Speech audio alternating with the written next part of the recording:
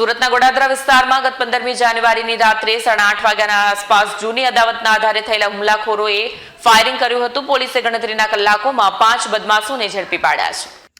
15 જાન્યુઆરીની રાત્રે પૂર્ણા વિસ્તારના રહીશ ચિરાગ ગોળકિયા તેમના મિત્રો સાથે પ્રિયંકા સોસાયટી પાસેથી પસાર થતા હતા।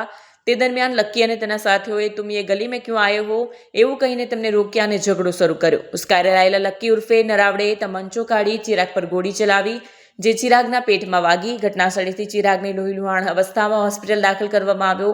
સીસીટીવી ફૂટેજ અને બાતમીદારોની મદદથી પોલીસે 5 બદમાશોની ધરપકડ કરી। ધરપકડ થયેલા શખ્સોમાં વિકાસ ઉર્ફે શંભુ, નિખિલ રાઠોડ અને શિવ ડોઢેરોનો સમાવેશ થાય છે, જેમના નામ પહેલાથી જ ગંભીર ગુનામાં પંખાયેલા છે।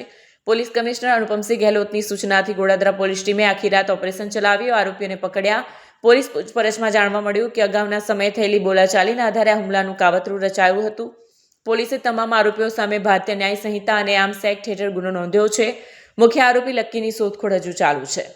ગોડાદરા પોલીસ સ્ટેશન વિસ્તારમાં ગઈકાલે એક 307ની ફરિયાદ દાખલ કરવામાં આવી છે, જેમાં જે ભોગ બનનાર છે એ ભોગ બનનાર અને એના સાથીઓ પૂર્ણા પોલીસ સ્ટેશન વિસ્તારમાંથી ગોડાદરા પોલીસ સ્ટેશન વિસ્તારમાં પોતાની બાઇકો સાથે ફરવા માટે નીકળ્યા હતા, પરંતુ જે આરોપી છે એ લોકો પોતાની સોસાયટીમાં બહાર નાખે બેસેલા હતા અને એ લોકોને એવો શક એમ ગયો કે આ લોકો જે સામેથી આવી રહ્યા છે એ અમને મારવા માટે આવી રહ્યા છે।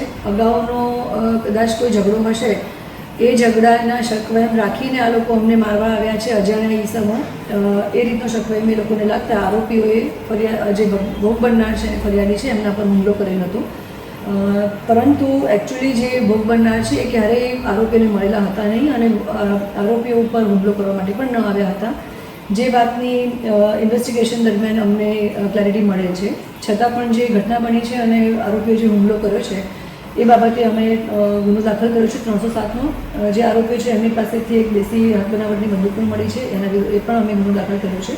અને જે આરોપી છે નિખિલ મહેન્દ્રભાઈ રાઠોડ, સાહિલ ભગવાનભાઈ સાળંકે, શિવ રાહુલભાઈ ડોડરે, અજય ઉર્ફે જુગર સંજુ અને વિકાસ, આ લોકોને અમે પોલીસે અટક કરેલી છે। અને બીજો એક આરોપી છે લકી, એને પણ એ માટેની અમારી ઇન્વેસ્ટિગેશન્સ ચાલુ છે અને તપાસ ચાલુ છે। એક ટીમ પણ અમારી એના માટે રવાના થઈ છે।